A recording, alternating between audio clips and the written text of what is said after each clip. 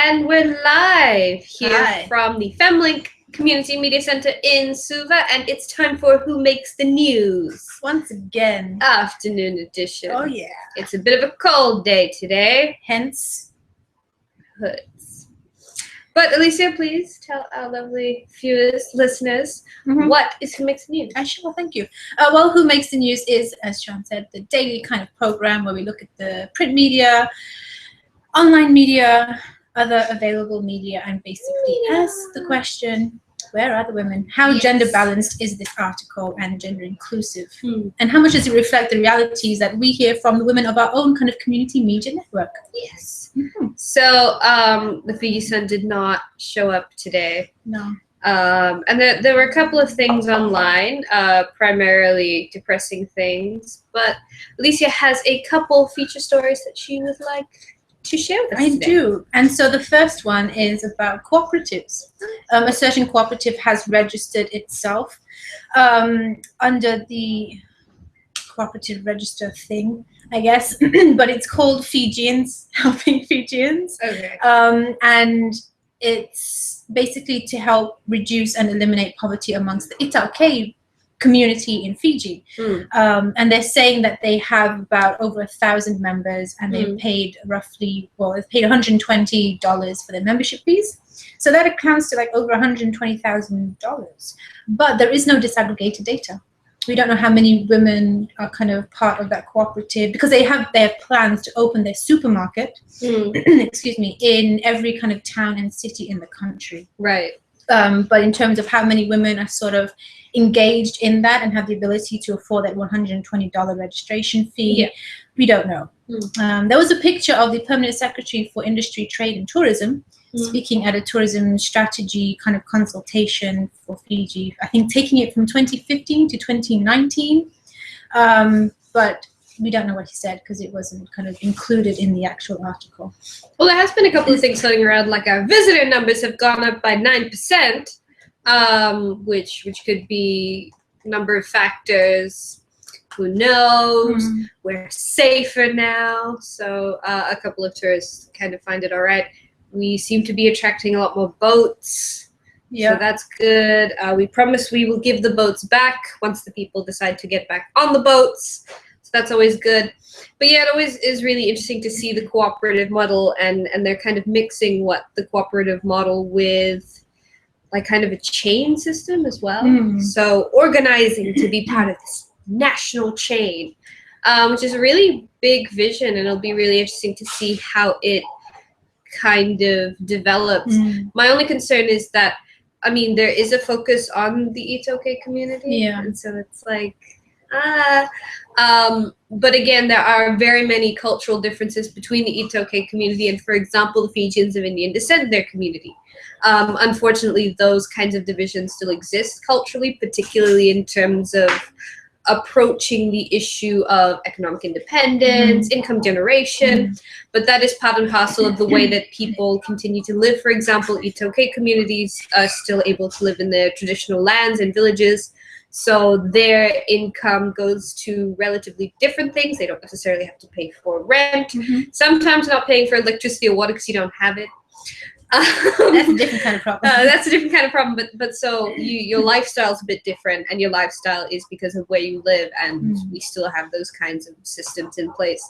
And so it is really interesting because it is formalizing, and the informal sector is huge, particularly for the iTaukei community. So it'll be interesting to see how they kind of come into it, because there have been some historical issues of what happens when you're not fully able to understand the formal economy. For example, there are lots of issues, particularly with landowner benefits and entitlements and things like that, and because you're not necessarily part of the formal economy, your understanding of what your benefits are, you know, for example, from leasing out of indigenous land, you know, those kinds of things tend to get a little bit muddled when you're not fully versed in the informal economy. So yeah, it'll be really interesting to see how it kind of develops. Yeah, and if their vision of having a supermarket in every town and city, you know, kind of comes to fruition. Yeah, because I mean, every town and city, it it has its own little individual economy. Yeah. Like Suva's really saturated for choice. Sometimes it depends on what you're looking for. Sometimes you can't find churros anywhere. You have to make your own. You have to make your own, and churros are easier to make than donuts because you don't need yeast.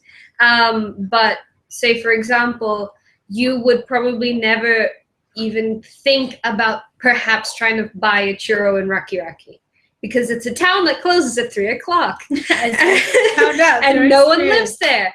And so how would that supermarket chain model work in different rural towns in particular? Is the economy going to support a kind of chain? Would the chain obviously be much smaller? And kind of how will the whole kind of, how would it identify people to kind of support that cooperative in the rural communities as well? Who will they identify as kind of eligible, if there is an eligibility kind of requirement to be part of cooperatives? Hopefully there isn't, because, you know, cooperatives are all about empowering, you know, your own community, working together with different individuals. So yeah, as you said, it will be interesting. So hopefully we can try and keep an eye on that cooperative of Fijians helping Fijians. Yeah. Cooperative Limited. Yes. Yeah. So no women in sports, but we do have one more story for you today. One more story, and it's still sticking with women. So this one actually has women quoted in it, indirectly though. Oh, okay. But it doesn't. Never mind.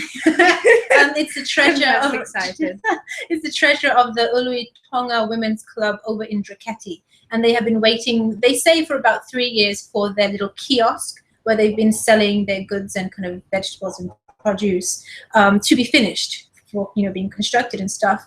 They've put in about 1/3 of the overall cost for materials and other kind of equipment that you need to build the kiosk.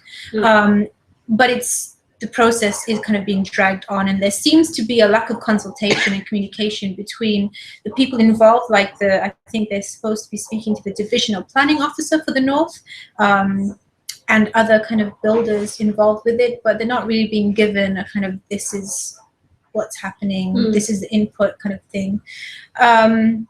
Yeah, it just seems like they're kind of being faced with a brick wall at the moment by the women in Draketi. Yeah. Oh dear. Yeah. Well, I guess we always talk about proper communication and how incredibly important it is. Particularly so you don't have problems. Because what if they all decide, well, this is rubbish, we'll just burn it down? Yeah, it's interesting that you said that, because they were saying that the way that the kiosk has been constructed so far, it's not really the best kind of layout or planning of the design of the kiosk. Doesn't really kind of suit their needs, their selling needs. So they've been made fun of by the customers and passers-by because they have this little kind of window where they sell their stuff from, and it doesn't kind of really make any sense. But interestingly enough, it does mention that, you know, this kind of economic income generating activity is for the welfare of their families, which is obviously what we know.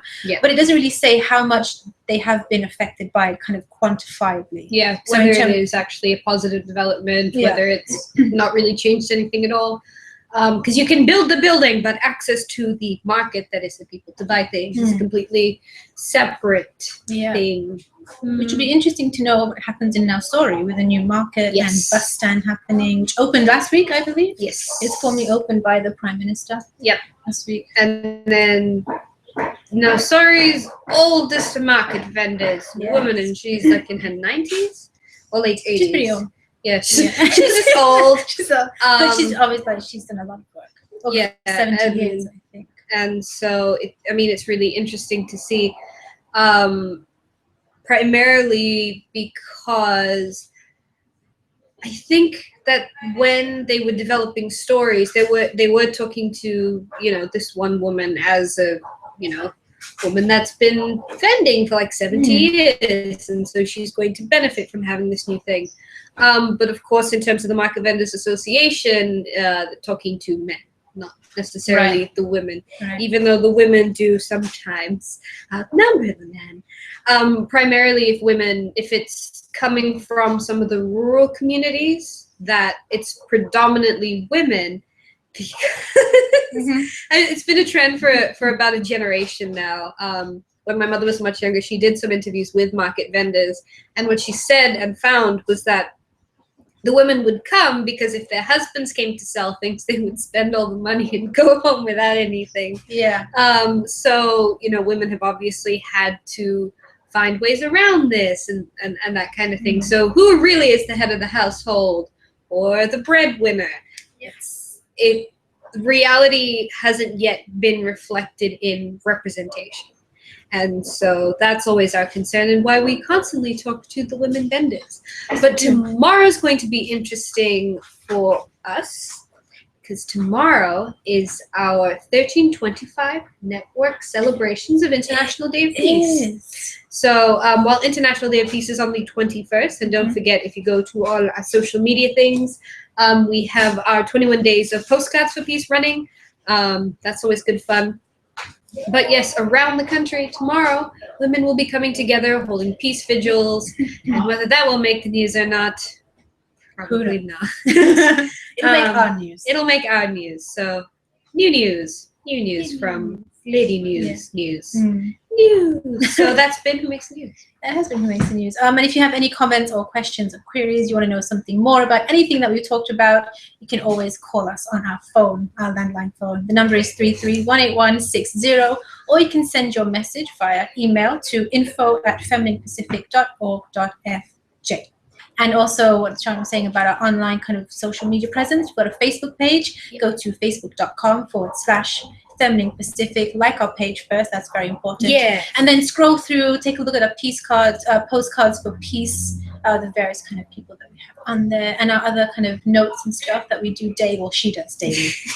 And we also have our Mixcloud account. So if you're listening to this online via that, make sure you check out our other Who Makes the News podcasts and various radio programs that we've got available there. That's it. And so thanks for watching. Yeah, thanks, or guys. listening, or joining us. Just listening to us. That's cool. And have a good day. Have a good day wherever you are. Bye. Hope you're warmer than we are. Yeah.